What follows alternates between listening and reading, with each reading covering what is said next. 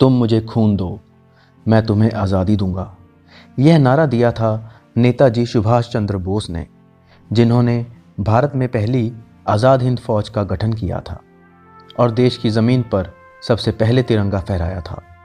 नमस्कार मित्रों, आप सभी का सर्वोच्च भारत में स्वागत है।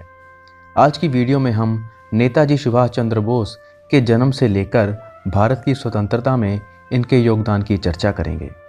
वीडियो को आप सभी अंत तक अवश्य देखना और यदि हमारे चैनल पर पहली बार आए हैं तो हमारे चैनल को सब्सक्राइब करके बेल आइकन का बटन प्रेस कर देना।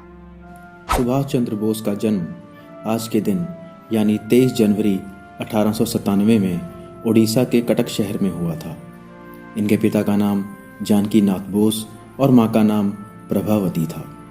जानकी नाथ बोस और प्रभावती की कुल मिलाकर 14 संतानें थीं, जिनमें 6 बेटियां और 8 बेटे थे। सुभाष उनकी 9वीं संतान और 5वें बेटे थे। इनकी प्रारंभिक शिक्षा प्रोटेस्टेंट यूरोपियन स्कूल में हुई, जहां से इन्होंने मैट्रिक की पढ़ाई पूरी की। उसके बाद इन्होंने रेवेनशा कॉलेजिएट स्कूल में दाखिला लिया, जहां से इन्होंने 1915 में इंटरमीडिएट की परीक्षा उत्तीर्ण की। उस समय भारत पर ब्रिटिश का राज था और वे भारतीयों पर जुल्म उठाने पर कोई कसर नहीं छोड़ते थे। अपने आसपास हो रहे जुल्मों को देखकर सुभाष चंद्र बोस के मन में भी देशभक्ति की भावना जगने लगी। इनकी देशभक्ति का पहला नमूना तब देखने को मिला जब यह अपने प्रोफेसर द्वारा एक भारतीय बच्चे को बेवजह पीटे जाने पर लड़ पड़े, जिसके कारण इन्हें कॉलेज से निकाल दिया गया।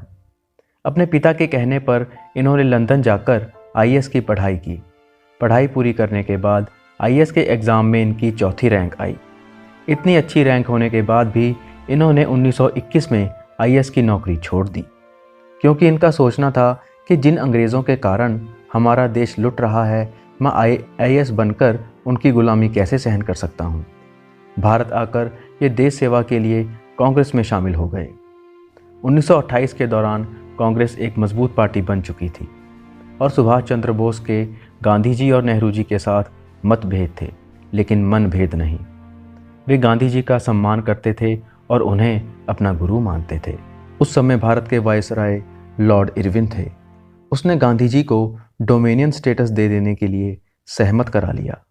उसने कहा कि अब आप फ्रीडम हो जाओगे, अब आप अपनी सरकार चलाओगे, आप खुद से चुनाव करवाओगे। गांधी जी ने इस प्रस्ताव को कलकत्ता में प्रस्तुत किया। सुभाष चंद्र बोस को यह पसंद नहीं आया। उन्होंने कहा कि मुझे डोमिनियन स्टेटस नहीं चाहिए, कंप्लीट फ्रीडम चाहिए। उनका कहना था कि यदि सरकार भारतीय चलाएंगे और पॉलिसी ब्रिटिश हुकूमत देगी तो डोमिनियन स्टेटस का क्या फ़ायदा। यदि सरकार चलाने और पॉलिसी लाने का अधिकार भारतीयों को हो तो उसी का हमें फ्रीडम चाहिए। जब भारत किसी तरह का कोई कानून नहीं बना सकता तो ऐसे डोमिनियन स्टेटस हमें नहीं चाहिए, चाहिए तो हमें फ्रीडम स्टेटस। अब जैसे जैसे समय बढ़ रहा था वैसे वैसे नेताजी का कद भी बढ़ता जा रहा था। 1939 का समय आया और गांधी जी को अच्छा नहीं लग रहा था, क्योंकि यह गर्म दल वाले बन रहे थे और गांधी नेहरू ये सब नरम दल वाले थे। सुभाष चंद्र बोस का कहना था कि अब वर्ल्ड वॉर 2 का समय आ गया है और दुनिया भर में लड़ाइयाँ हो रही हैं, अब हमें भी लड़ना चाहिए। अंग्रेज़ कमज़ोर हो जाएंगे और यही मौका है कि अंग्रेज़ों को यहाँ से मार भगाने का। गांधी जी बोले, मुझे आपका यह तरीका पसंद नहीं। गांधी जी बोले, हमारा शत्रु इस समय वर्ल्ड वॉर 2 की ओर जा रहा है, इस समय वे कमज़ोर है, हमें उसे तंग नहीं करना चाहिए। सुभाष चंद्र बोस बोले, यह क्या तरीका है, जब पूरी दुनिया लड़ रही है तब आप क्यों कह रहे हैं इधर भी थप्पड़ मार लो, उधर भी थप्पड़ मार लो। आपसी मतभेद के कारण गांधी जी ने उनसे कहा कि आप इस्तीफ़ा दे दो। सुभाष चंद्र बोस गांधी का सम्मान करते थे और उन्होंने सच्चे मन से कांग्रेस से इस्तीफ़ा दे दिया। सुभाष चंद्र बोस बोले कि गांधी जी से भले ही हमारे रास्ते अलग अलग हैं, लेकिन मंजिल एक ही है। अब यह कांग्रेस से बाहर हो चुके थे। 12 बार ये जेल गए थे। जेल से आने के बाद अंग्रेज़ों ने इनके घर सीआईडी लगा दी थी। इनके घर पर नज़र रखी जा रही थी कि सुभाष चंद्र बोस कुछ करे नहीं। सुभाष चंद्र बोस ने सोचा, अब देश में बात नहीं बन रही, क्यों ना बाहरी ताकतों से मदद ली जाए। उस समय द्वितीय विश्व युद्ध चल रहा था। उन्होंने सोचा कि दुश्मन अभी उलझा हुआ है, यही सही मौका है, इसलिए इन्होंने एक प्लान बनाना शुरू किया। उन्होंने अपने मित्र मियाँ अकबर शाह नवाब को टेलीग्राम लिखा, मेरी मदद के लिए कलकत्ता आ जाओ। मियाँ अकबर शाह नवाब पेशावर से कोलकाता इनसे मिलने आए। पेशावर जो कि आज पाकिस्तान में मौजूद है। मियाँ अकबर शाह को इन्होंने बोला, तुम मुझे किसी तरह काबुल ले जाओ, मैं काबुल के रास्ते रूस चला जाऊंगा। इन्होंने मियाँ अकबर शाह के साथ रूस जाने का प्लान बनाया। प्लान के मुताबिक सुभाष चंद्र बोस मोहम्मद ज़ियाउद्दीन नाम के पठान का वेश बनाकर पुलिस को चकमा देकर गाड़ी से निकले। गाड़ी को इनका भतीजा शिशिर चला रहा था। जब ये काबुल पहुँचे तो किसी कारणवश रूस ना पहुँच सके। तब इन्होंने जर्मनी जाने का निश्चय किया। अंत में जब ये जर्मनी पहुँचे तब बहुत मुश्किल से इनकी मुलाकात हिटलर से हुई। हिटलर सुभाष चंद्र बोस से काफ़ी प्रभावित हुआ। उसने 4000 युद्धबंदियों को जो उसने अंग्रेज़ों से जीते थे छोड़ दिया। उन 4000 युद्धबंदियों को लेकर सुभाष चंद्र बोस ने आज़ाद हिंद फौज बनाई। हिटलर ने इनसे कहा कि आप आगे बढ़ना चाहते हैं तो हम आपकी मदद करेंगे। जर्मनी भारत से बहुत दूर है, मैं आपकी जापान में बात करवा देता हूँ। जापान हमारे साथ है, वह भी अंग्रेज़ों के खिलाफ़ है, वह आपकी मदद अवश्य करेगा। यह सुनकर नेताजी मुस्कुराए।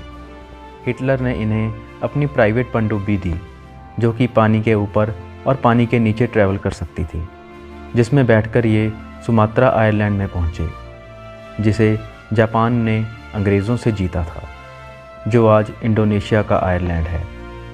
वहाँ से वे प्लेन में बैठकर टोक्यो पहुँचे।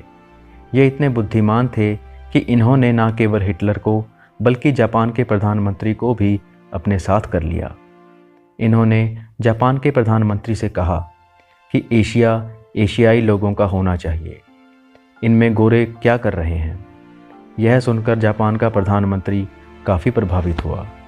उन्होंने नेताजी सुभाष चंद्र बोस से कहा कि जापान आज़ादी की लड़ाई में भारत के साथ है। उस समय जापान का सिंगापुर से झगड़ा चल रहा था। सुभाष चंद्र बोस जानते थे कि सिंगापुर में अंग्रेज़ों की सेना है। वहाँ 85,000 ब्रिटिश सैनिक थे, जिनमें से 45,000 भारतीय थे। उन्होंने जापानी सैनिकों को मैसेज दिया कि जब आप सिंगापुर पर बम गिराओगे तब आप बम के साथ पर्चे भी फेंको। उन पर्चों पर हिंदी, इंग्लिश और तमिल में यह लिखो कि तुम भारतीय कब तक अंग्रेज़ों के गुलाम बनकर उनके साथ लगते रहोगे। वहाँ मौजूद उन पर्चों को भारतीय सैनिक पढ़ लेते, जिसके कारण वहाँ विद्रोह शुरू हो गया। सुभाष चंद्र बोस की यह रणनीति काम आ गई। जापान की जीत हुई और सिंगापुर जापान का हो गया। वहाँ मौजूद 45,000 भारतीय सैनिक जो अंग्रेज़ों के लिए लड़ रहे थे, जापान ने नेताजी को सौंप दिए। इस प्रकार तैयार हुई आज़ाद हिंद फौज। नेताजी सुभाष चंद्र बोस पहले ऐसे व्यक्ति थे जिन्होंने महिलाओं की भी ब्रिगेड बनाई। झांसी की रानी लक्ष्मीबाई के नाम से इन्होंने महिलाओं ब्रिगेड बनाई। जापानी सेना बर्मा को जीत चुकी थी, जो कि आज का देश म्यांमार है। सुभाष चंद्र बोस अपनी आज़ाद हिंद फौज के साथ बर्मा के रास्ते ब्रिटिश सेना को खदेड़ते हुए मणिपुर पहुँचे। वहाँ इन्होंने पहली बार भारत की पावन भूमि पर तिरंगा लहराया। वहाँ इन्होंने नारा लगाया, दिल्ली चलो। जो आज़ादी हम भारतीयों को 1947 में मिली, वो आज़ादी हमें 1945 में ही मिल गई होती, यदि यह घटना ना हुई होती। दरअसल उस समय द्वितीय विश्व युद्ध चल रहा था। अमेरिका ने जापान के हिरोशिमा और नागासाकी शहरों पर बम गिरा दिए, जिसके कारण जापान को पीछे हटना पड़ा। द्वितीय विश्व युद्ध में जापान की हार के बाद नेताजी को नया रास्ता ढूंढना ज़रूरी था। उन्होंने रूस से सहायता मांगने का निश्चय किया। वियतनाम, जो कि जापान के नज़दीक देश था, उन्होंने वहां से रूस जाने का निश्चय किया। 23 अगस्त 1945 में ऐसी खबर आई जिसने पूरे देश को हिला दिया। 18 अगस्त 1945 में वियतनाम से रूस जाते समय ताइवान के एयरपोर्ट पर सुभाष चंद्र बोस का प्लेन क्रैश हो गया जिसमें वे मारे गए। हालांकि इस बारे में कई तरह की थ्योरियां हैं। सुभाष चंद्र बोस उस प्लेन क्रैश में मारे गए या नहीं, इसकी चर्चा हम किसी और वीडियो में करेंगे। भले ही सुभाष चंद्र बोस उस प्लेन दुर्घटना में लापता हो गए हों, लेकिन आज़ादी की जो चिंगारी उन्होंने देशवासियों के मन में लगाई वो अब शोला बन चुकी थी। अब देश की चाहे वह नौसेना हो, वायुसेना हो या थल सेना हो, सभी बगावत करने लगे, जिसके कारण अंग्रेज़ों के भारत से पैर उखड़ने लगे, जिसके कारण उन्हें भारत छोड़ने पर मजबूर होना पड़ा। 15 अगस्त 1947 में जब दिल्ली के लाल किले पर पहली बार तिरंगा फहराया गया, उस समय नेताजी वहाँ मौजूद नहीं थे। पर वे ना होते और ना उनकी आज़ाद हिंद फौज होती तो क्या पता हिंद कब आज़ाद होता। जाने से पहले मैं आपसे एक बात कहूँगा, यदि मजबूरी का नाम महात्मा गांधी है तो मजबूती का नाम सुभाष चंद्र बोस है। यदि आपको यह हमारी वीडियो पसंद आई तो इस वीडियो को ज़्यादा से ज़्यादा शेयर करें और कमेंट में जय हिंद अवश्य लिखें। मिलते हैं आपसे किसी और वीडियो में, तब तक के लिए नमस्कार।